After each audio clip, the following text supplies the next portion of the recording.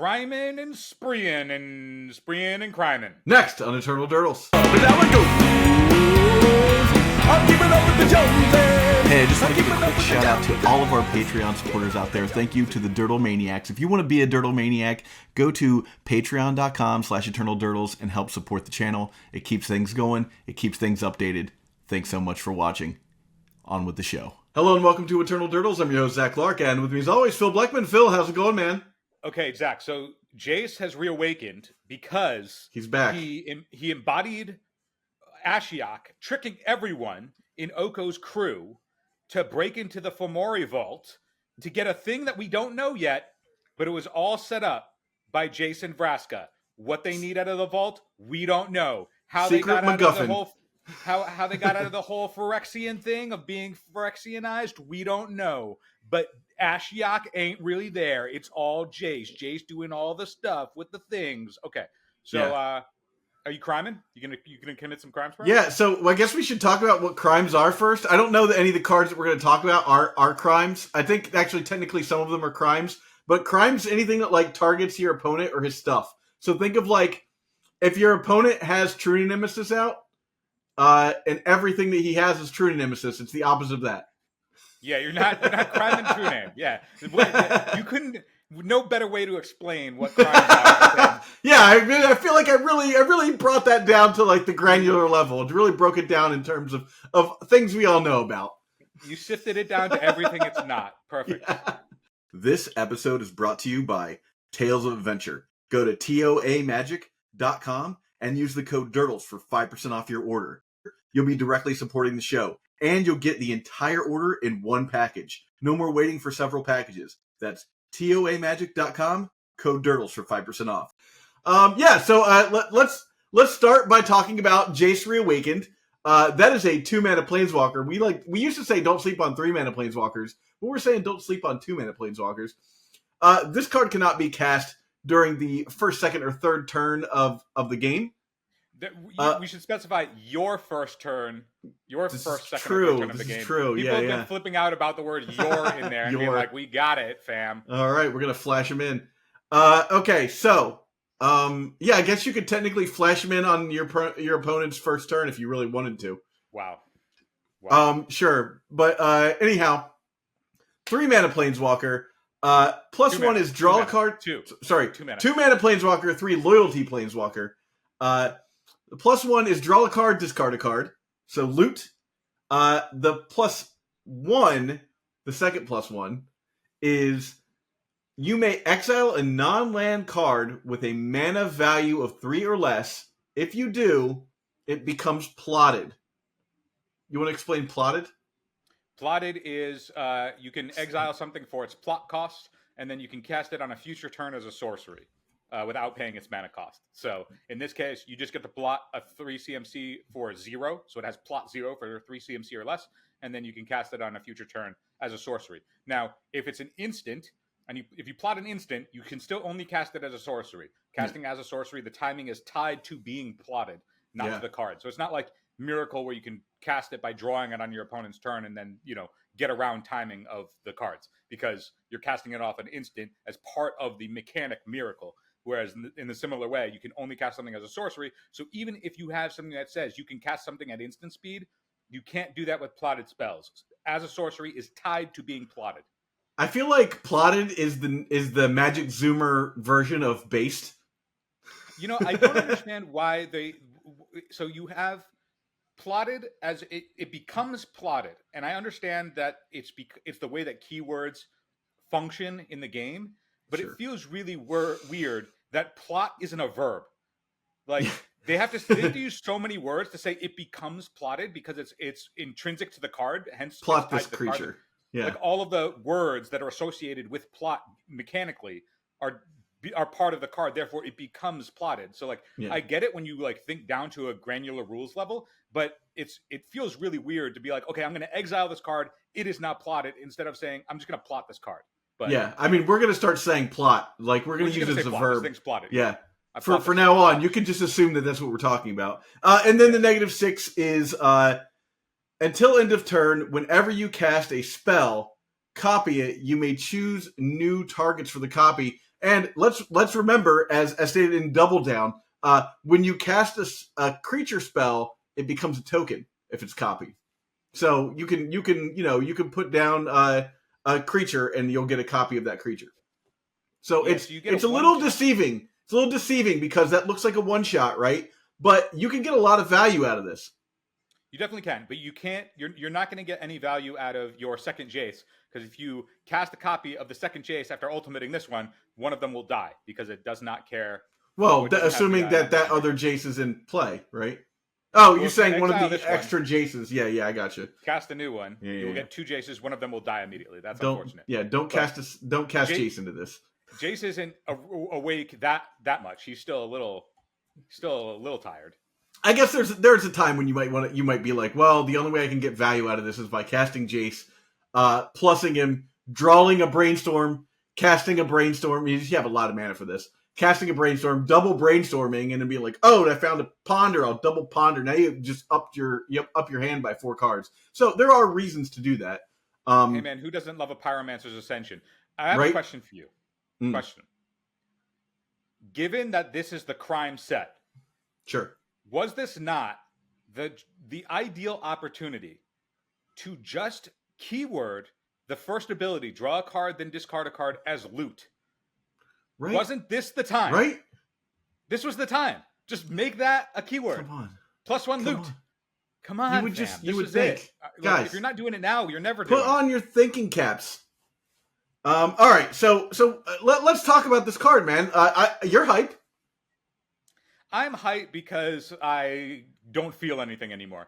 So, people were like, "Oh man, this is it! Like you play this with Leyline of Anticipation, and then you can cast this as an instant on your opponent's turn." And I'm like, "Wow, man! That assumes that you're willing to put Leyline of Anticipation in your deck." And you can't activate Planeswalkers on your opponent's turn, so you're just like getting it's just a way to get around the offset of that first clause there. That first clause. Sure. But I don't think that that's really where the value is. Also, I think that people were sending me all of the different suspend spells. Like, first off, can we just talk about suspend for a real hot sec? Is suspend one of the worst mechanics ever designed? It feels right up there with like cumulative upkeep as far as like feel bads. I ask this not because it is not playable. Obviously, it is playable, but it's playable in the way that you only play it to get around the fact that it has suspend. Yeah. Like if you ever nobody has ever been like, "Oh, I'm so hyped to suspend this thing." Like if you ever actually do the mechanic, when you suspend like an ancestral what is it? It's not recall. Visions. Ancestral visions. You're not like, "Woo, 4 turns, I'm drawing 3 cards." Yeah, I've done it. I wonder if there's another thing instead of suspend, you could just like staple literally any other kind of mechanic onto it to make it more interesting. Because they go back to suspend a lot. Like they like using that mechanic a lot, and they also use it in a lot of ways where like a creature will like effectively suspend something, but they just won't say suspend, but they'll exile it with counters, and then you remove counters, and then it functions the exact same way as suspend. But like nobody's ever excited to suspend anything because it sucks to suspend it, because then you're like, all right, I guess I'll just never see this card before the game ends. And all that is to say, suspend sucks. But people were sending me like, hey Phil, you can restore balance and you can ancestral vision, and isn't that sweet? And I'm like, well, if you're not trying to do the weird stuff by getting Jace out really fast with Leyline of Anticipation or whatever, which I won't be trying to do that, but tip of the hat to everybody who is, this isn't going to come down till turn 4. If you then turn a suspend spell that's in your hand that you haven't tried to suspend or break otherwise is still in your hand, then you can suspend it, and then you get to cast it on turn 5. Now, I don't know if you've played any games of Magic recently, but turn 5 is a luxury. Turn 5 is being able to play turn 5 is a luxury. You might still be on the board and in the game, but a lot of times you've lost by then. Like the game is unturnaroundable. I think 2 mana Jace playing this thing on turn 5 or turn 4, and then like getting the value on turn 5. I don't know. My thing is like, this is fine. Like I'm not like full-roving this in my deck or anything like that, or any deck I'm playing. Let's be honest, I'm not playing this card. But let's say I'm on like a build like yours, like a miracle style build. 2 mana for a looter is fine. I think we always have to right now look through the lens of, do we want to be looting with Orcish Bowmasters out there, right? Like, if let's say your opponent just has an Orcish Bowmasters on the board, right? Do you really think that it's a good idea to be like, I'm going to play this and I'll loot, right? You need to have a card in your hand that you want to plot, right? So then you have to be thinking on your lines before, like, what is worth plotting, right? Yeah, there's two things to say to that. The second +1 is you may exile a card, so you actually can still plus Jace without looting if you don't want to. So if you have a card that you don't want to loot, or you're concerned about looting for some reason, you don't have to. You could just plus it. Just to see if your opponent wants to attack into Jace, you gain 4 life. Yeah, you can freely plus, and I mean, to be fair, like, I do look at planeswalkers as a source of life gain if they send creatures that way. So like, you can look at it in that way. Like, aside from like literal lightning bolt going at your face, you can look at this soaking up some amount of damage as a life gain spell. So I do look at that, and I have been looking for ways to play life gain in the deck in the decks that I play, at least, that aren't exactly Uro. So I am interested in this sort of thing. I think one thing that's going under the radar of Jace's +1 to plot something is it's mana fixing. It fixes your colors, and that's really interesting to me, because you can you can streak on basics and then cast something potentially off color, or get something in off color without having to like expose yourself to wasteland, or a double colored spell that's like really tough to get into play somehow. I mean, I've been in and out of things like, I get the Council's Judgment sucks, but like, I'm an unexpectedly absent gamer, but I also hate playing basic planes because basic planes suck shit. So if I can, get around the fact that I have a double white pit in my deck, that's kind of hot. And I've only been able to think about that pretty shallow since this thing got spoiled. But like, the benefit of being able to play this in a heavier pipped color deck, I think is pretty appealing, because that mana fixing is not nothing, and I think that that's actually going to be one of the more subtle advantageous parts of this card. The second point that you made, talking to Bowmaster, I don't think we can look at anything through the lens of, do you really want to do this because Bowmaster? Because I feel like you could look at literally every card, for sure, and then have that exact same idea. So I think you have to look at it like in the same way that we look at things like, oh, but you can't play this, dies the bolt, well, then nothing sees play, right? Or it's like, oh, you can't play this, it just gets removed with Swords to Plowshares. Okay, then nothing sees play. So I think, you have to look at it in a similar lens. Phil, then so coming from there, like the first two, we've kind of gone over the first two things. The third one's kind of obvious, but let's talk about the text above all that stuff. Do you think this is we can even talk about this card if it doesn't come down until turn 4? Like, let's be honest. Yes. No one's flashing this in on their opponent's turn. If you're doing that, you're doing a whole other thing, and God bless you. But like, in the real world where we live most of the time, unless you saw the last episode, that's a whole thing. In the real world, this is the kind of card that, like, you're gonna play on turn 4, right? Yeah, I mean, I think that this, I mean, granted, it's the type of decks that I like to play that are trying to get past turn 4, but I don't look at the top clause as anything other than preventing I think that's like very reasonable text to put on a walker that, potentially could be busto in some potential way. Like if Ren couldn't be played on turn 2, it's probably still in the format. Like if Ren just had this text, it's in the format. I would play Ren if it had this text. Well, the benefit of this text, even though you can't play it on turn 4, the fact that it's a 2-drop, which means that you're holding up mana to naturally, it's forcing you to play around the things that you are otherwise compelled to not to play as a 4-drop. Right? Yeah, exactly. Like, how many times do you think when you cast this does it like actually save you the game because you had to wait a couple of turns and just play into something stupid, right? Yeah, anytime I have this thought, it always reminds me of the best version of every control deck that's ever existed was when Lurrus was around, and it just forced everybody to cut all of the expensive bad cards that they shouldn't have been playing in the first place so that they could play Lurrus. So it's like they indirectly, including myself, cut all the bad cards just to play Lurrus, and then all of a sudden we had the best version of the deck we ever had, just because it was all the cheap stuff and none of the fluff. And I think that granted, this Jace is probably more in the fluff zone, but I do like the idea that it's just like, okay, yeah, no clunky, expensive shit. Like, yes, I can't play this on my early turns, but like, as long as you're not planning a deck to optimize by playing it early, like you're like, okay, this is going to be where I want to be on turn 4. And so, I mean, use me as an example.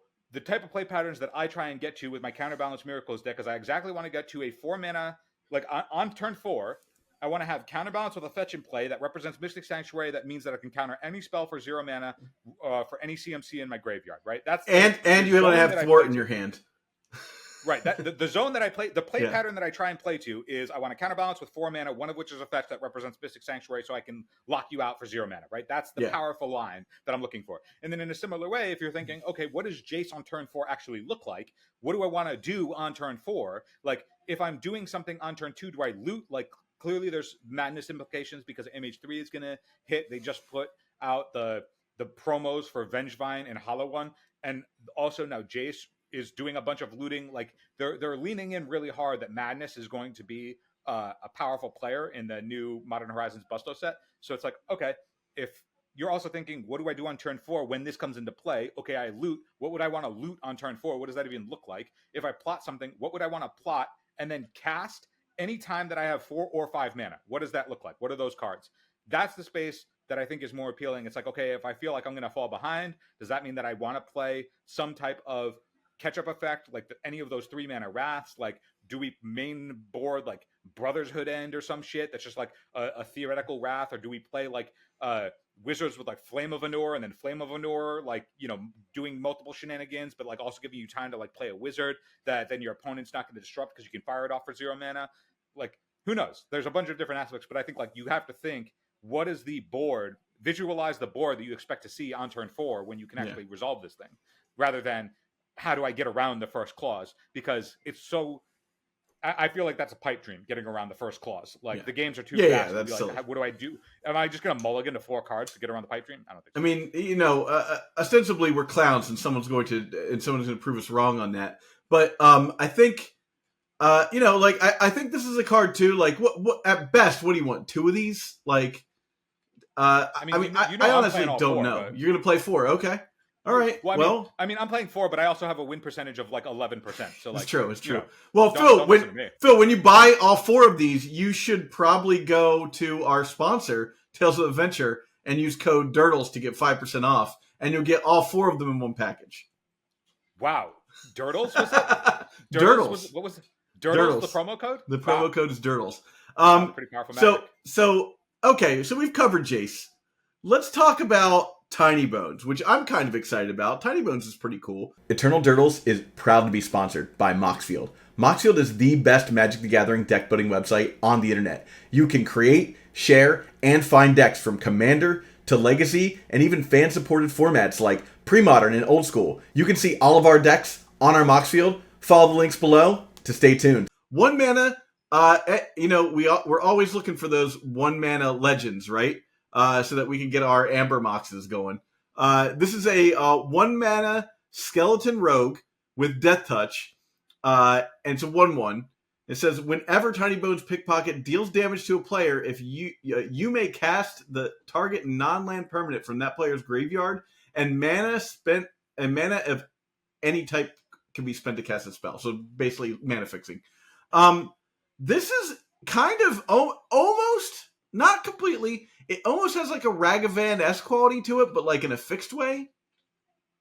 Yeah, I mean, this one a little bit less. I mean, clearly not as powerful by any stretch of the imagination. Yeah, not even close. But yeah, I mean, it's interesting because, like, you know, powerful 1 mana effect, right? Like, Death Touch might as well be evasion here too. Like, right. Do you want to lose your guy, or do you want me to cast your Brainstorm? Right. The only instance again that I think that this is going to be locked out is you have to assume that, okay, Death Touch, but Death Touch being able to get through in combat. So I know that we said. I know literally I just said moments ago that you can't look at anything necessarily in a Bowmaster world, but like Bowmaster checks this on both the front and back end in that like it's going to check a 1/1 boom. If you play this, blocked, it'll kill it. Yeah. And then it also will be blocked by the token army, and they don't care that it has Death Touch because like who gives a fuck? Whatever, we'll get another token army when you draw a card. Yeah. I think in the decks that would want to play this are also the decks that are going to be playing Bowmaster, and I imagine that unless there is some other payoff like Mox Amber-esque to like get ahead in some meaningful way, I don't think that this is going to make the cut. But it's a 1-mana legend. You can't really write that shit off. So like, yeah, it's a 1-mana legend, and like I don't know, man. Like if you get the value out of this, and then you like trade, like you just hold it back on defense, like it might be worth it. Like this. It's just an interesting card. It's a paradigm we haven't really seen very much. Is like you can cast your opponent's graveyard spells for like the mana that they cost. Yeah. This is a format full of 1-2 mana spells, and you may cast target non-land permanent from that player's graveyard. So like you're getting their baubles. It's permanence. So. We have that to take into consideration. You're not like gonna get a brainstorm. It looks like, but getting like getting what's called like a bobble or something like that is not the worst. That's good. The other aspect that I want to draw to is that it does let you cast the spell without, but you can spend mana of any color. Eventually, they have to keyword that. You can spend mana as though it were mana of any type. Like they just got to make that a keyword and save themselves half a text box worth of text. Yeah. But one thing to note also in the decks that might want this effect, we were just talking about Grief. I have a new parody that's going to come out either before or after this episode airs. That is for Grief.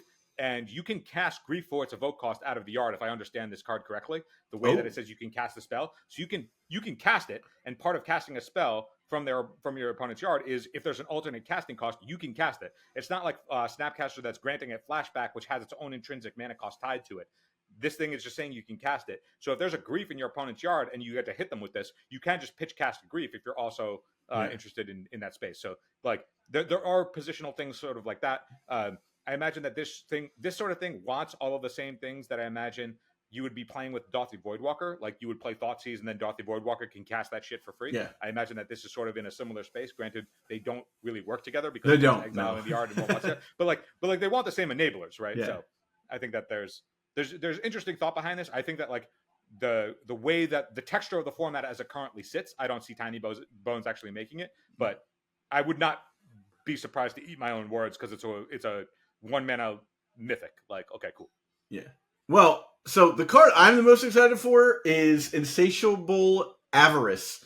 This is a 1-mana sorcery that has Spree, and Spree allows you to choose one or more additional costs. And I think we've established that you can't choose to do the same cost several times. But the additional costs are either 2 colorless and Vampiric Tutor. You don't have to pay the life. Or 2 black, and target player draws 3 cards and loses 3 life. I am in love with this last part because it's target player draws 3 cards and loses 3 life. This is a finisher if you have a Bowmaster in play. You're just like, what? Are you not playing white? Cool. Are you tapped out? Great. I'm gonna cast this. You draw 3 cards. Take 3 damage. My Bowmaster deals 3 more damage to you. My Orc army grows by 3. That's representing 12 damage right there. And then you attack. That's what 14 damage. Like 12, sorry, 12 damage. Yeah. Is it 12? 3. So I'm counting 3. 11. Am I doing it 3. Right? The Bowmaster has like the token exists, right? So that's 1. You're saying if the Bowmaster already pinged? Yeah, if the sorry, no, not if the Bowmaster pinged, just if there is a Bowmaster token on the board, right? So if you have 1/1, then it's 3/3. Mm-hmm. 4. Then take 3. Then take 3 from the Bowmaster. So that's so it's 3 from the card, 3 from the Bowmaster. 11. 4 it's 11. Yeah, it's 11, which is a lot. That's still like out of nowhere. That's a lot, especially like. You're just like, oh, draw 3, you're tapped out, and you're not playing Solitude? Cool. Take 11. If they can't block, it's over. I just want to say, as the resident Infect player of the cast, it is hilarious that you couldn't cast past 10. No, I don't understand how to do that. I'm like, just kiss. Do you know about have you ever read Watership Down? I have not. The big Watership Down news for those of you who are into Bloomborough and are going to be hype about that, because I feel like there'll be some nods. Rabbits can't count past 5. That's why the main rabbit in the book, well, the second to main rabbit is called Fiver, because all rabbits in like a bunch after 5, they're just the 5th rabbit. If it's you, me, and 7 other people, every person after 5 is the 5th person. That makes it easy. Yeah. To imagine if you only had to count to 5. Yeah, it would be way easier to play Infect if all I had to do was count to 5. Yeah. Just one Invigorate does it. Yeah, so that's some fun lore for you for Bloomborough. Take that, put in your pocket. You might need that for later. We'll show this part of the episode if 5 becomes a thing in Bloomborough. But I don't know, man. I love this card. I love that it has 2 modes. I love that it technically has 3 modes, because you could do both if you had the mana. Yeah, should also say for the spree cards, they did say on the I guess the spoiler, the first thing that they streamed, like revealing all of these mechanics or whatever, that you can't cast spree without paying for one of the additional costs. You can't just float this. You can't just pay. You can't just. This isn't a pyroblast that targets nothing. Yeah. You can't. That's do that. fine. You have to use one of the modes. Yeah. So they sorry, prowess gamers. Yeah, they said that the reason that they changed it from bullets in how they normally lay out modal spells to plus signs is to help you remember that you can't not choose one of them. You have to choose at least one to make it work. Or they could have just made this like kicker. This is kicker. This is kicker. It's kicker, of course. Yeah. All right, last one, but like so this one, it's at least a 3-drop either. It's a 3-drop at minimum either way you split it, but otherwise you get an Imperial Seal that doesn't cost you mana, or you get an Infernal Contract that you can point at your opponent. One last card I want to talk about. Now that we know what plot is, let's talk about Fibblethip on Lost on the Range. 1 blue, 1/1, or 2. Look at the top card of your deck anytime you want. That's me. I'm all about it. The top card of your library has plot. Oh shit. Now, the plot cost is equal to its mana cost. Just cast spells off the top of your deck. Put them into the plot. Next turn, you can cast them all for free. What I like about this card, Ward 2, it's always going to trade evenly with all of the removal spells because it's got Ward on it. Sweet. Yep. The other side of it is if you plot a cantrip, that cantrip then gets cast for free to set up the rest of the top of the deck that you can then continue plotting. So I think that this card actually has some pretty good implications for value setting up, because it's got Ward on it, so it's not immediately going to die. Yeah. Who wants to play 4 mana to kill this guy off of a Bowmaster? Nobody. Like that's the hot stuff, right? Like Ward 2, I'm casting this stuff. If anything, I'm really hyped about Jace, but the card that I'm actually most likely to be playing in significant numbers is Fibblethip. Yeah. I'm a big Fibblethip. Force of Fibblethip. I mean, there's a lot of other sweet cards here. I don't want to go into too many of them because we're going to do, spoiler alert. So Phil, like we've been saying, Phil's going away for about a month and a half.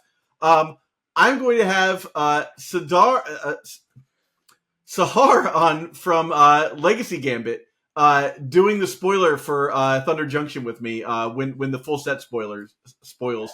So I'm very excited about that. Sahar's pretty excited about it too. So that's going to be a fun replacement for Phil for that week. I have a list of we have a special guest every week that Phil's gone. You know, we're celebrating Phil's absence by bring on a different co-host every week, and it will culminate with the final episode on my birthday with your friend and mine, Nathan Golia. So it's coming back. Everybody can rejoice that they won't have to see my face for at least however many episodes that is. That's a lot of not talking about miracles for a long time. The first guest co-host immediately going onto the opposite end of the spectrum. Sahar is an Ancient Tomb Initiative gamer till she dies. We are the opposite end, and you're getting a spoiler. You're going to get a whole different flavor. And she's not even the first guest. I think Mike Flores is our first guest, actually. Oh, yeah. Flores is coming on. Michael J. Yeah. So all of those guests will be sweet. Thank you to all of them for covering for me while I'm gone. For those that don't know, it's because I'm going on tour with a pro wrestling rock show that we will link to. It's called The Last Match. Check it out. It's going down the Eastern Seaboard. If you can take a day to go and see when we're in town, please do. The show will be sick. It's going to be awesome. If you're going to be in Philly on May 11th, I'll be at that show. I'm going to be somewhere in the stands cheering this thing on. If anybody wants to figure out where the show is going, thelastmatch.com. That's it. Very easy. Thelastmatch.com. You'll be able to find all the dates. You'll know exactly where I am in time across and down the Eastern Seaboard. So that'll be fun. And so, with that, we're doing a lot of upgrades. We're doing a lot of work. If you want to support the show, you want to become a Dirtle Maniac, you can go to patreon.com/EternalDirtles. That's super helpful to me, helps, and Phil. It helps keep us rolling as far as the editing is going. We're paying for editors now, so you're also supporting other artists, which is awesome. Big shout out to Mike and Pip for helping us out with those. You're gonna get some early episodes, some other content. We're trying to give a little bit of value back to the people who have been supporting the show for a while. And of course, if you just like the video, you can support us by liking, subscribing, sharing, commenting. Just comment, say something. I comment on almost every single comment that comes in, as long as you're not being a jerk to me. If you're being a jerk to me, I'm just going to erase it. But if you're being a jerk to me, he'll still respond. So do that. I will. So with that said, thank you everybody for watching, and we will catch you next time. Or I will. Bye, Phil. Peace. Bye. Deuces. For the gift that keeps on giving all year round, join our Patreon at patreon.com/EternalDirtles. And hey, check out this playlist we got up here with all of our interviews over the last couple of years. Some great people from the Legacy community, some really great guests.